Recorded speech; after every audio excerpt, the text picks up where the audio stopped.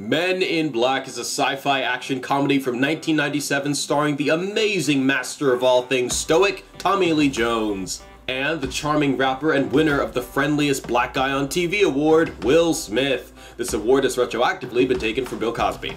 1997 was a great year to be anyone involved with Men in Black. It made over $500 million, but today we're asking, what if the characters also recognizable were played by different actors, or in most cases, actresses? Call it an experiment. We're gender flipping some of the biggest movies and recasting them, and seeing how it would affect the story, if it even would at all.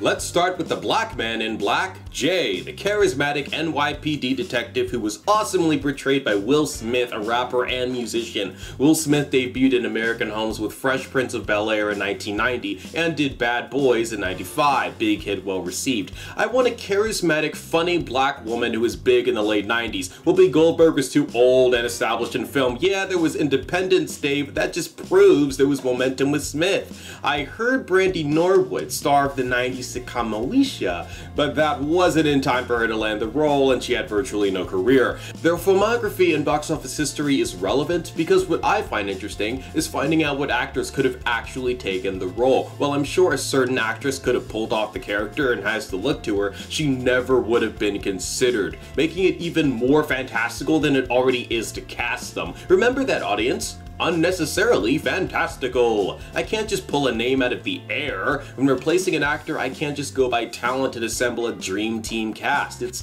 not only unrealistic and not very mentally stimulating, anyone can say a name.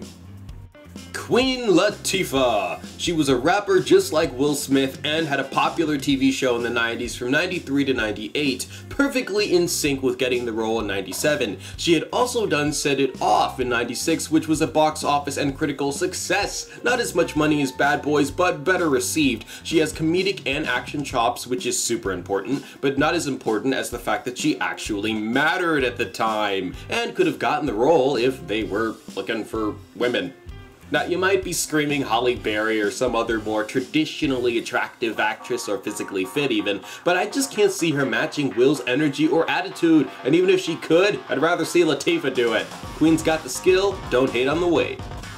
If this character were gender swapped, she really wouldn't have to be played differently. Queen easily has the bravado of an urban NYPD detective, can threaten suspects, hold a gun, and consider Kay old and out of touch. It really wouldn't affect the film. Think Bringing Down the House if she were a cop.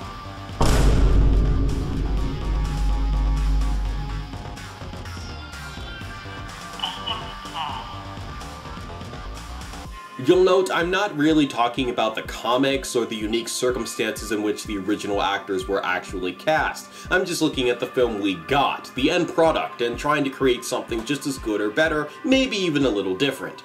Kay is the experienced, serious agent of yesteryear who is mad competent. You know who else is competent and badass? My mom! Sigourney Weaver! It's Ripley, believe it or not. I will admit that this is a bit cheap and it's so obvious. Careers are fairly comparable as far as relevance at the time. I do have other options, but I don't like them as much, and I'll go into them in my extra content video. Again, a gender swap of this character doesn't change much of anything. MIB in the film can have female agents, and Sigourney's more than capable of having faith in the brash younger detective Latifah and slowly instructing her how to be a more capable agent. As far as chemistry, it's definitely there. Think Agent K meets Secretary of State Elaine Barish, circa 2012, and Latifah is a bit bubblier as her standard film persona, just with a gun.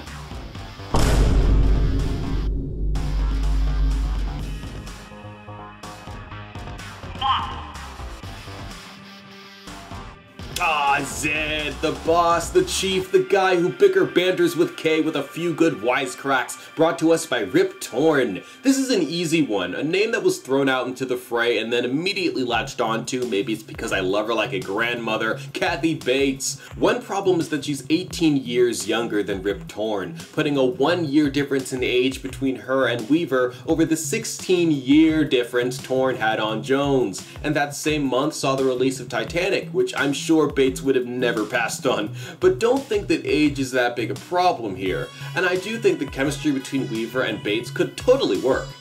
A gender swap of this role means that our two leads and their boss are all women, which shouldn't really be considered a problem so much as uneven gender distribution. Would the film be called Women in Black? Would the surrounding agents be majorly female? It makes little sense for a modern government agency to only hire one gender. A woman is included in mankind. Mankind meaning man, as in a human term, not specifying whether it's a man or a woman. In this broad agency definition of men, we could reasonably keep the film's name, and it just so happens to focus on women. Man, that was kind of confusing.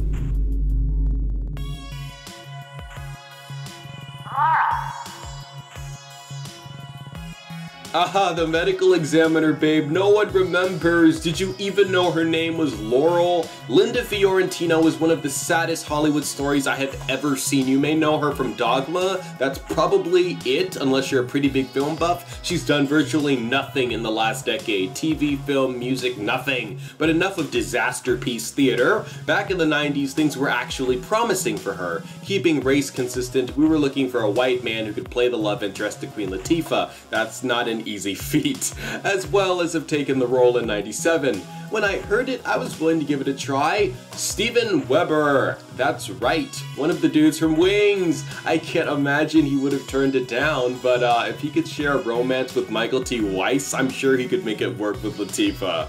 A gender swap of this role is nothing special. A medical examiner who discovers a shocking secret and is eventually taken captive by a giant roach, a snack for a long journey. Any gender can do that. But bringing up 1995's Jeffrey is actually a good point. Not that I'm comparing Queen Latifah to a dude, but seriously, Weber was able to tap into a character energy that made it believable he'd be into a guy, albeit a conventionally attractive one, but I could see him doing the same thing for Latifah and it not being out of place. On Latifah's end, 1, she's an actress, and 2, I hate to keep bringing it up, but she was with Eugene Levy in Bringing Down the House, so retroactively I know she can pull it off. Their romance would be slightly reworked to fit gender conventions if you want, but otherwise it would be the same.